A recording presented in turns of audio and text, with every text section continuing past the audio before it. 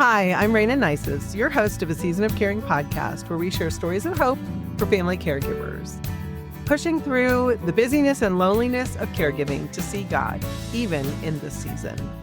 Today, I'm excited to welcome Catherine Fitzhugh with us today.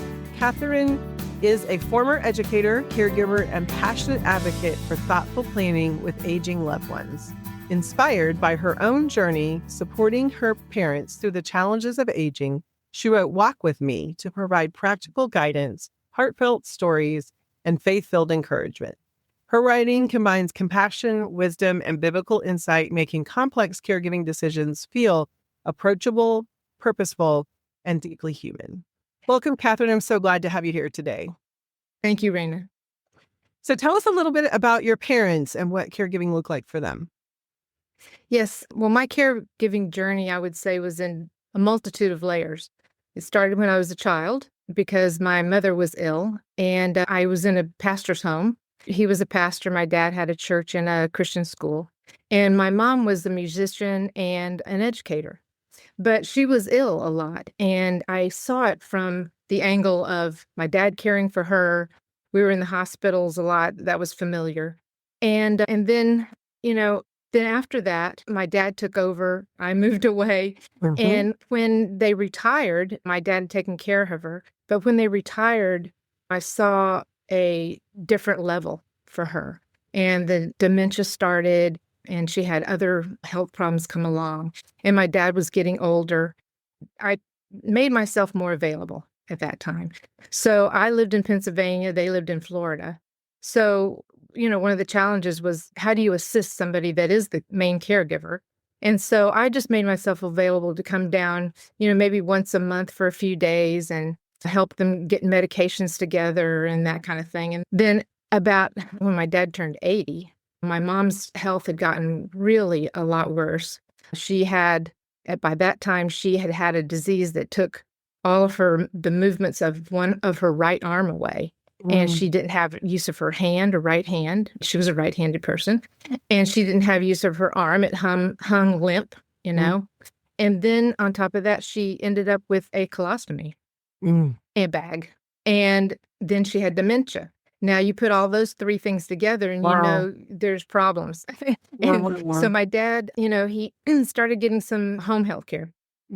And so I would go down and make sure that they were doing what they needed to do, take the temperature of the place and see how everything was running and make sure that the medications were right. And I started going to doctor's appointments and talking to doctors and physicians and kind of got into the weeds with it.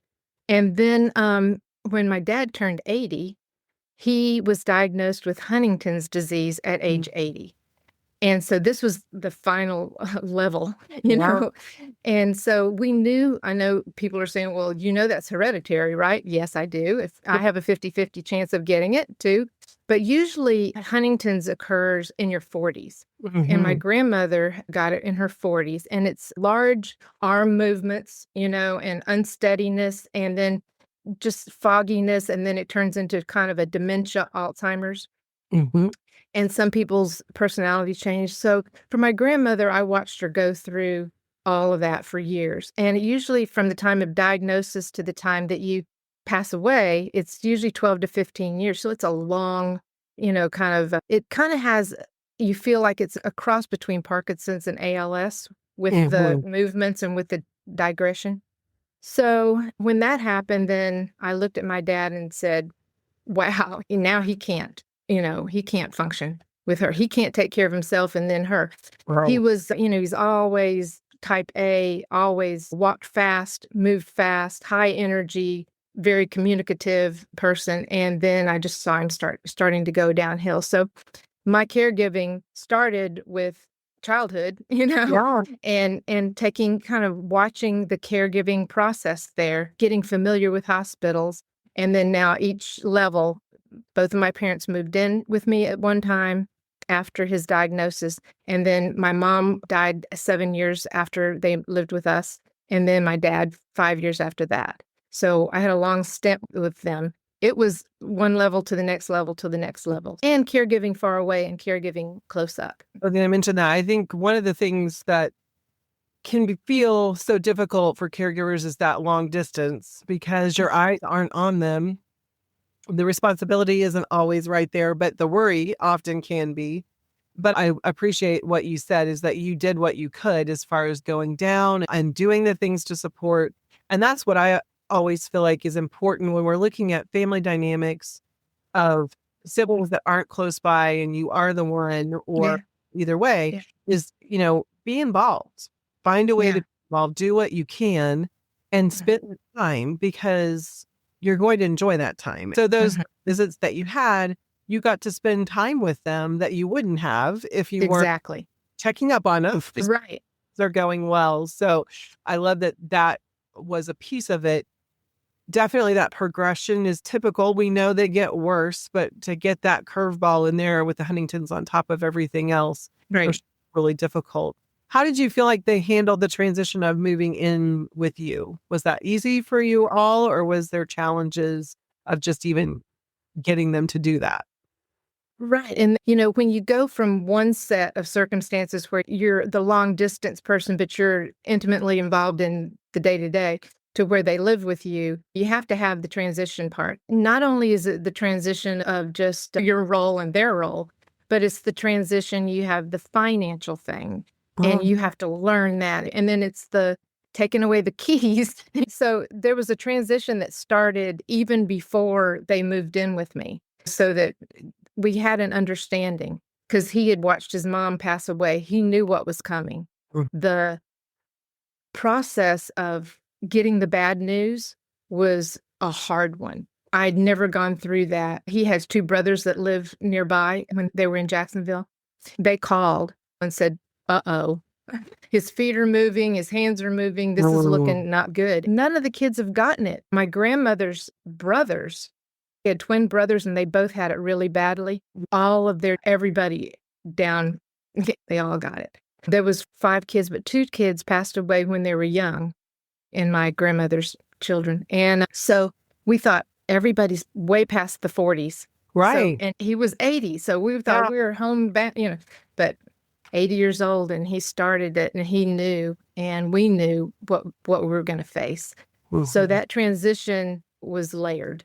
But moving in with us, it was time. My husband went down and said, we're going to have a talk. And both of them were like, yes, That's we great. will. And so they had moved back at retirement to their home church in Jacksonville where they grew up. And his 2 brothers and all my cousins lived there. And so family, church, everything they walked away from to come to a place they had never seen. Wow. I always say, help me help you. They have to sacrifice. If I have to sacrifice by caring for them, they have to sacrifice by making it as easy as possible. And I so love that we need to highlight that. that was help me help you. Verbal in saying that. And we had that conversation and they were relatively easy to reason with at that point. Yeah. But at that point, we had those conversations. They were more than welcome. So I sold their house, I sold our house, and we found a house within 6 weeks. We made that switch over. It was a God thing right there. And so I brought all of their bedspreads, towels, everything that would feel some familiar and put it in the house. And when they walked in, they were like, you did this for us. Yeah. It was really, really sweet. The transition of care and learning, that it was always a learning curve because as you just said, every level we go, okay, we got the medication right. We've got the doctors in place. And now we're all set for a ways. And then all of a sudden they'd get a little worse. And we'd go, oh dear, now we have to adjust everything that we're doing at home and the kind of care we have. And so it made me start thinking one step ahead. Okay, what would come next? What would come next? And so, yeah, that's the end. It is a constant. I think that's one of the things that can be so hard is that you feel like, oh, finally I can take a deep breath and we've got things settled and then something changes. So that's kind of life in all areas, but I think magnified in caregiving, especially caregiving for 2, where they had such different needs at different times. Definitely challenging. What would you say was most surprising to you about caregiving? Because of the 2 different levels, we had one level when they were on their own And I wanted them to stay in their house for every moment that they could stay. Yeah. And even when they lived with us, I wanted them to stay independent with everything that they could possibly do, just as long as they can do it before I would step in. That kept them independent. It was better for me and better for them. It kind of made them function better. And so the good thing about when they lived in Jacksonville, his two brothers lived nearby and all their kids. So I had lots of cousins there. And so I remember going down one time and thinking, how am I going to manage this? Because, my mom was progressively getting worse and it was very hard. So we had people come in a few hours every day just to get things settled.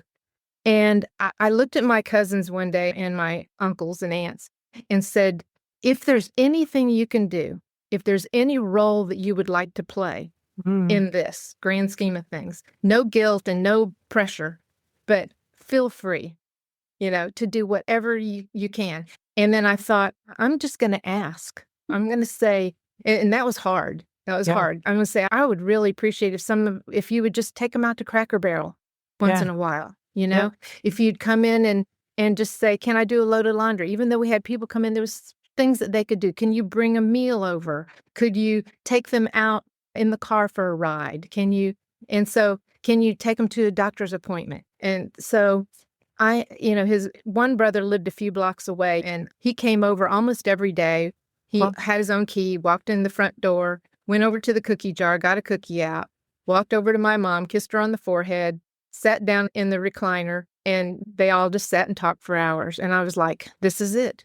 That's his role. That's a big role. And he would take Dad grocery shopping and all those kind of things. My other uncle, he and his kids would show up around Thanksgiving time and get all of their Christmas stuff out of the shed and inside and out, put all their Christmas stuff. And then after Christmas, take it all down. And that was their shtick. Yeah. And then the cousins also would call. And that was very meaningful. And they would call me and say, is there anything we can do? And that was a God thing. God showed up with my family. God showed up with that. Having the ability to just be that honest and just ask. And it was hard. I want to encourage, I'm glad you just said that because I think other people that, I could never do that. Or you don't know my family. No one would want to help. But I love that you ask. And again, I often say, let's change it from asking to inviting. Right. If we don't invite, choose your role, then we can't say they won't do anything. Even if we've invited them before and they've said no, invite. Don't expect, don't have expectations because then you set yourself up for disappointment. Yeah. And so many times, again, sibling, family members, we hear it all the time. No one does anything. Well, when was the last time you invited them to do something specific? And like you said, what would you like to do? What are you interested in? Because it's very uncomfortable for some people to do some parts of it. Now, as a family caregiver, we don't really get to pick and choose because they need it. And so we need to do it. But if there's someone who's going to not be involved at all, or just be the one who comes and has a cookie and visits, what do you want? You want them to visit, them to be a part, even in whatever way they can. And also they were able to report, like, we see some things that maybe you ought to be, and I invited them to please call. If you see anything or have any concern, please call me. And to your point that you're just saying, a lot of times in that group of people, some people did nothing, but I looked at them and said, well, they have a lot on their plate. And it was true. Some people didn't have a lot on their plate and they still didn't do anything, but people are only capable of doing what they're capable of. Yes. And I wanted to give them that benefit of the doubt. I learned that I threw away the scale of who does the most and who gives the most. It doesn't benefit anyone in any way to keep score. You had to throw that scale away. That way there's no regrets. Well, yeah. It's so important because it's not going to change anything. No. Saying I did the most doesn't make it any better. Right. And you did nothing doesn't improve the situation. And so we have to stop comparing, stop expecting, and be thankful for what we have. We got what we got. So it'll be all right. And through all this, I share this a little in my book, but it's sensitive, but my brother was a no-show at all. And, he struggled with life. And so in a way, I was kind of glad, okay, we don't have to deal with his drama, you know, but Right? yet my mom cried every day for Mhm. him. It's easy to say, I'm not going to have bitterness or I'm not going to be angry at him. And I had to pick up that and put it down, pick that up and Yep. put it down, give it to the Lord, Yep. several times. But then one day I thought, you know what? I'm the one that gets to spend this time with them. Mhm. I have them. And that's far more important than anything. I didn't need him to do anything but just be there for me, maybe. Just Yep. to say, how are you? Be my brother. But he missed all that. Mhm. In all that, then, God knew. And I got to put away the scale for him. But That's anyway. such a beautiful point and so important and not easy to do. No. Right. And it is a process of choosing of will, just like any forgiving any time. Yeah. It's Right. not because we feel like it. It's because Right. we are told we're commanded to. And it's a process. Each time we feel those feelings of resentment or frustration or whatever, it's okay, Lord, help me forgive again. Help me Right. forgive Right. again. Right. And he is faithful to do that. So Yes. yeah. So share with us a time that really stands out when God showed up for you. Yes. The caregivers that came into our life were, I just said, only God could do this. Mm. Only God can bring this person Yeah. into our world right now. And that happened. My mom had someone that came into our world that was a retired lady. And she was older. She was not a whole lot younger than my mother, Mhm. but she just understood her. And I learned to hire because when you bring people in, sometimes you go, "Ooh, no, this is, they don't get it, Yeah. or they're here to do work, you know, and I needed somebody to come in and connect. And Mhm. so I learned to hire for fit and Yeah. not for ability. Yes. And so when this older lady came in, I thought, this is unusual. Okay. So she and my mom just hit it off. My mom had dementia, but she got into my mom's world. My mom was particular about her necklace and about her hair and about, putting makeup on. And she just got into her world Mm. and my mom followed her around and she let my mom do things with her. And it was just this perfect, harmonious fit for her life. And it is just like a companion for my mother. Yeah. And it wasn't somebody to come in and take a load off of me. It was Right. somebody for her. That And met I her would needs. Yeah. it was, and I would not have even imagined that. But all of a sudden, here was Marianne standing there, and she was just God's gift. And then after my mom went to heaven, we moved and we needed somebody for my dad. And somebody from Clayton's office said, my wife just passed away, and she was with my wife for 5 years. She's Mhm. wonderful. And she walked into our life and she was perfect for my father. Just my father could do everything for himself. He was a little off kilter with his balance, so he used a walker. But she just spent time with him. They sat and worked on the computer together because he couldn't do it anymore, but he wanted to, and she worked Mhm. with him with that. He had Facebook friends. Mhm. And just she made sure he was dressed like just as neatly as he wanted to be. Mhm. And one day I came in, I had left and they were having lunch, and I came back a couple hours later, they were still sitting at the table.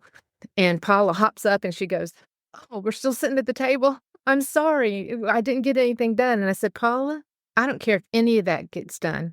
If you sat here all day with my dad and you guys talked about his life and you talked about things," and he talked slow and he got confused sometimes, but she just let him just talk and she asked him questions. She knew what questions to, and it was another God thing. God just showed up and brought the right person for both of them. And I would say it was for me, but it wasn't for me. God did it for them. Mhm. Yeah, Mhm. God did it for them. In fact, Paula was good for me because one day I snuck out of the house, instead of going in and saying goodbye, I snuck out of the house because a lot of times he'd go, "Oh, I want to go, I want to go." And then we'd get out a little ways. And it was really hard for him. Too much. And he'd go, "I need to go back home." So I thought, I'm just going to sneak out. Well, I got back home and Paula said, "Okay, don't do that again." She looked at me, she said, "No, no, no, you have to come in and say goodbye to him because I think you hurt his feelings." So I thought, okay, this is good. Yeah. God brought the right people. I love that. And that's such an important point. And we experienced it as well. We had bad hires, but we had some people that were just a gift. Yeah. And I want to encourage you, caregivers, if you are looking for help, pray them in. Yes. Bring them in. They Yes. need you, your family, and your loved one, just like you need them. Yeah. And I agree. There are some that I look back on and they were just what he needed. And I always tell caregivers too, we aren't all they need. Right. We No. want to do it all ourselves, think Right. it's best for us to do it. I'm telling Right. you, I was the same way, could do it. Right. I know what needs to be done. But the relationships he had with some of the other people met a need in him that I absolutely. have shared before. My dad had a male caregiver that was the goofiest guy you've ever met. And I would say he would come in. I was there for 3 days straight, but I would go downstairs. And when the caregiver came early in the morning, I would sleep and it would be my time. I didn't have to worry about if my dad was up and about or what was happening. And so I would really sleep. And then I would get up about 3 hours later and go upstairs and relieve the caregiver. And I might go upstairs and like every cabinet door would be open.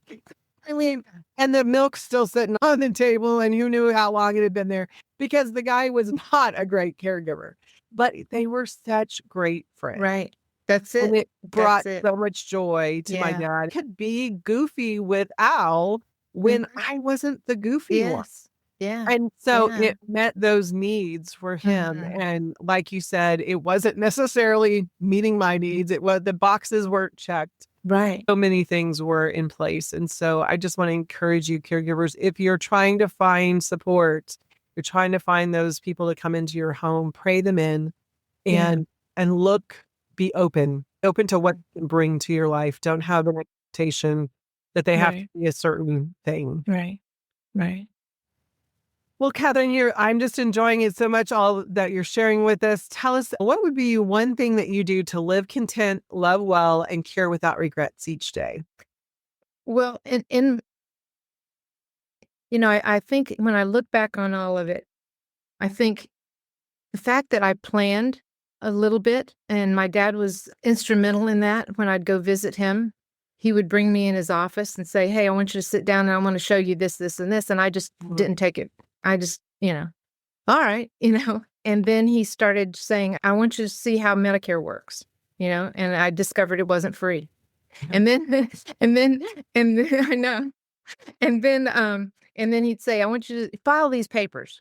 Well, all right. And I'd file the papers, but I knew what he was doing. I figured it out. Duh. I was learning his filing system and I was learning what was in there. And so that served me well because as he started declining, I would have never known Right. because my inbox, things that he saved for me, got thicker and thicker. And all of a sudden I said, "Why didn't you do this?" Well, I didn't know what that meant, So that was planning well. Yeah. It makes the caregiving process easier, more transition is better. And so the planning well and then the living well. I think that part of you think about, okay, I don't want to think about this time of life because it's about aging and dying and sickness and all that. Well, yes, it is. But also it's about living because dying is one moment in this whole thing. One moment is dying. You might be getting worse, but there's only one moment of dying. The rest of it is living. Yep. Even the last few days, and by the way, hospice is wonderful. It's a blessing, hospice is. Don't be afraid of it. Living well and finding something every day to say, this is what we're going to do special today, and make them look forward to something the next day and something the next day. Just making sure you do the planning well, the living well, and the caring well, bringing people into their life that brings meaning to them, watching and learning about the medication and learning about connecting with the caregivers in a way that they help you. And then the other thing is you have to take time and say, what am I going to do for me in all this? How am I going to survive this myself? And so I love the verse. It's John 10:27. My sheep hear my voice. I know them. They follow me. I just love that verse. And that's what I did every day. My sheep hear my voice. I would sit and try to hear the voice of the Lord. Hear God, know God, hear him. My sheep hear my voice. I know them. And to think that he knows me, that was sobering. And that was comforting when I was in the middle of it and thinking, God knows me. So I hear him, I know him, and then I follow him. And that's how I got through my, God, what would you have me to do today with this? Because when you have two parents, one with dementia and one that's declining quickly, and it feels like a zoo some days. Yeah. It feels out of control, And then I'll tell you something, one funny thing. So my mom loved cats, right? And so she brought her cat to live with us, which my husband does not like cats at all. So she brought the cat. So she always thought that the cat needed to be covered up at night. Have you ever tried to get a cat to cover up at night? No, I have not. No, So at 2:00 in the morning, Mom decided she wanted to get up, and we were looking for the cat at 2 a.m.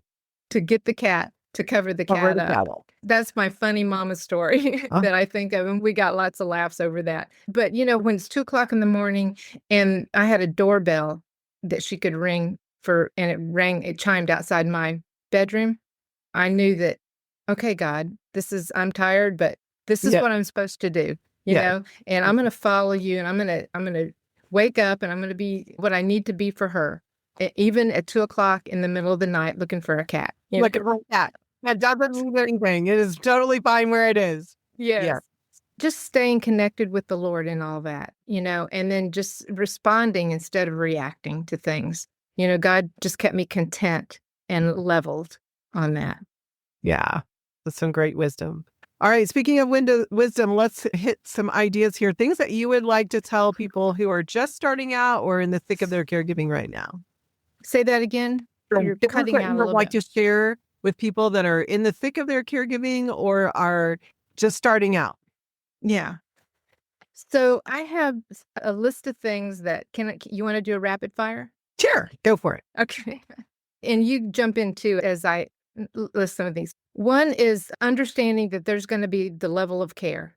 The level of care, like I said before, that's right now, in a month, it'll be different. And in 6 months, it'll be very different. So you'd be thinking one level ahead about, okay, what's coming next? Because it will come. And as the health decline, talk to your doctor and read and try to figure out what's going to be my next step. Then transitioning the finances, try to get in there a little early. The earlier you can, the better.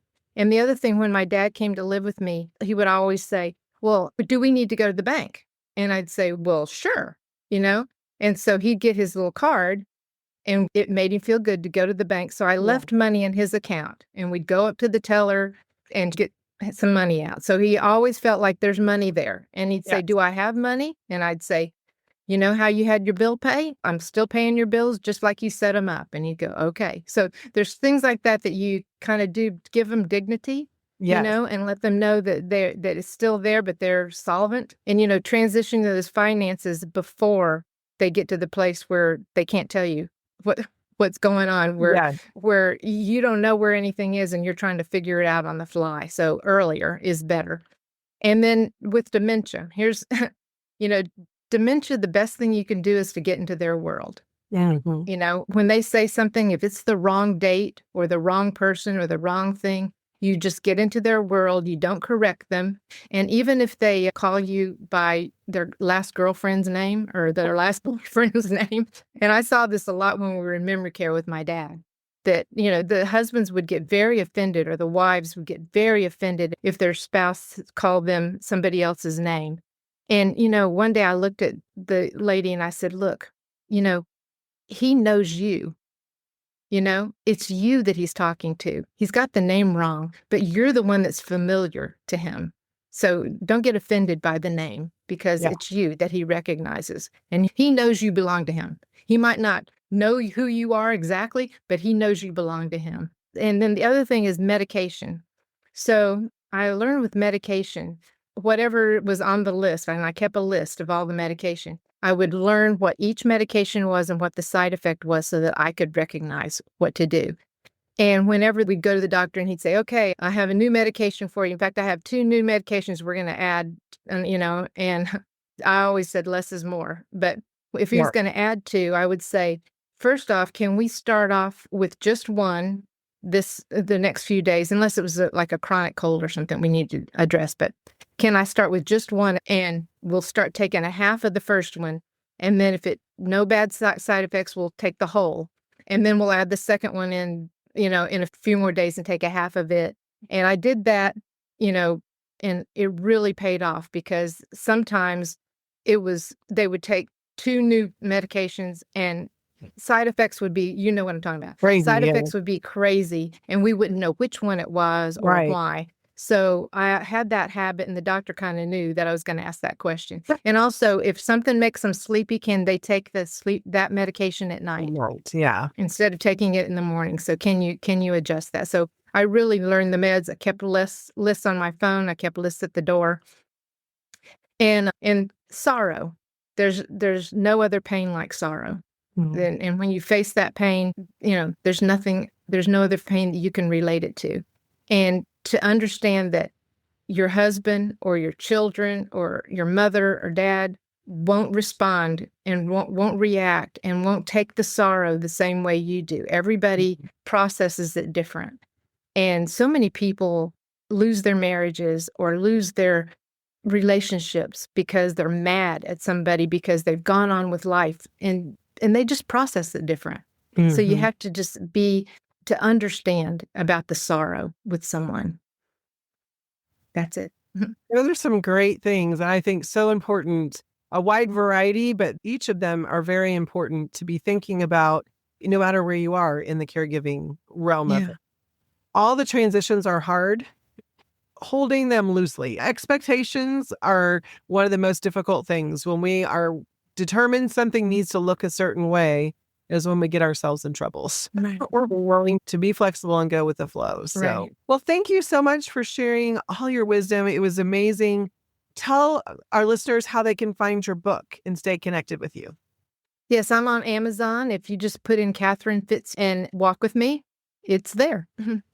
Great, Catherine. Thank you again for being our guest today. We really appreciate all the wisdom that you shared with us today. Thank you so much for having me. And thank you for joining us for Stories of Hope with Catherine on a Season of Caring podcast, where there is hope to live content, love well, and care without regrets. If you have financial, medical, or legal questions, be sure to consult your local professionals and take heart in your